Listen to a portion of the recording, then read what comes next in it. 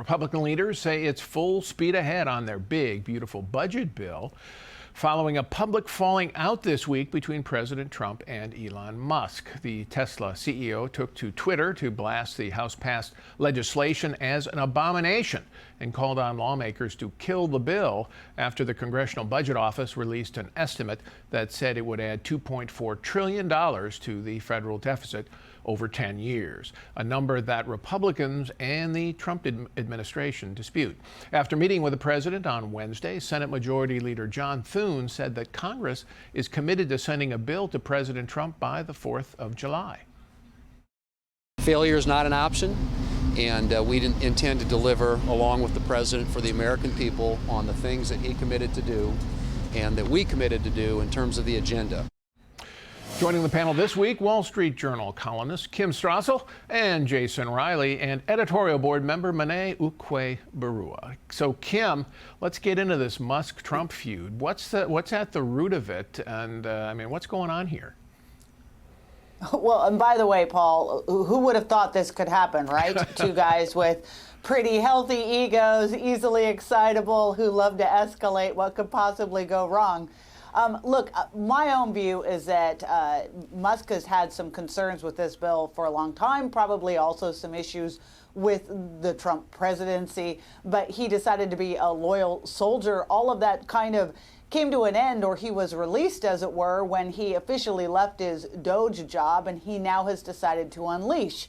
The proximate cause is he says that the bill is way too expensive, that Republicans haven't done enough to cut in it. By the way, I agree with that assessment, but this did not go down well, obviously, with the president, who thinks there are no flaws in his one big beautiful bill, and so we're off to the races.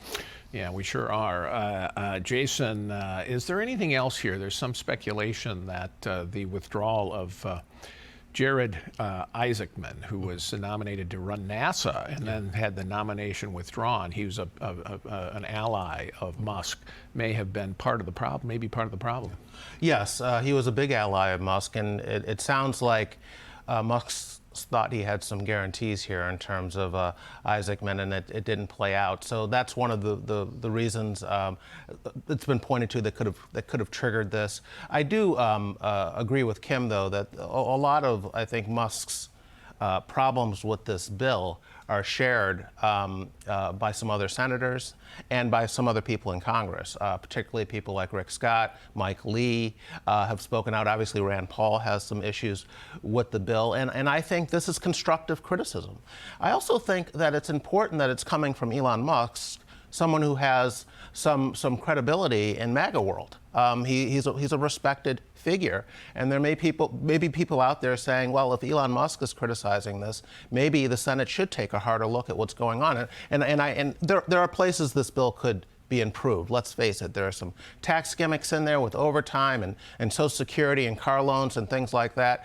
I don't know that the Medicaid reforms go as far as they could go. So there is room for improvement, and I think on balance, Musk is doing a good thing in calling that out. Wow, I think that's probably the minority opinion up on Capitol Hill these days. But Monet, there's also, I think, some self-interested motivation here by Musk, and that is that these Tesla subsidies that are in the subsidies for EVs, not just for Tesla, but for all EVs, for car batteries, green subsidies, are pretty extensive, and the House cuts them quite a bit. Now, Musk said, well, okay, keep them in the bill, I don't care, but that may be a motivation here too, and secondarily, could Musk kill this bill with his opposition? Well, on the credits, I think it's fascinating to see how the way Elon Musk thinks about them has changed over the past few years. You'll remember in the Inflation Reduction Act, which created this $7,500 electric vehicle credit, Elon Musk came out and said he was opposed to it. And at that time, Tesla was leading the market so much that he really wanted to pull up the moat and stop his competitors from having access to these credits. By now, Tesla has a lot more competition, and he feels like he needs those credits to be able to remain viable. And so he is really wanting to defend those. But in terms of his own sway over the bill, I think that he's thinking back to March when he was able to kill a stopgap funding bill and get them to rewrite it to make deeper cuts. And he actually had a very big influence there. by now, this is a completely different topic. I think Republicans are very on board with this tax bill because they have to pass it. They know Trump is completely behind it in a way that he wasn't with that stopgap funding bill. And so Elon Musk is probably overestimating his own influence over Republicans in Congress. Well, he's certainly concerned about those tax credits. Tesla has been losing market share, particularly in Europe, places like France and Spain and so forth, where people aren't buying fewer electric vehicles. They're just buying fewer Teslas. So he is concerned about that. But I also think he's looking at the sway he had over certain members of Congress in their elections in the past. And those congressmen remember that as well. Elon Musk spent a lot of money and wielded a lot of influence in the past election. And he's probably thinking, I could do the same again. Kim, who stands to lose the most if this feud continues? Both sides do. I mean, I think this is really unfortunate, Paul. One of the great things about having Elon Musk in this coalition and having him work on Doge is it was a reminder of the creativity of the entrepreneurial class. You come in and look at things in an entirely different way, shake things up. It was sort of fun to watch that. That's the kind of healthy attitude Republicans could use more of in advising in government.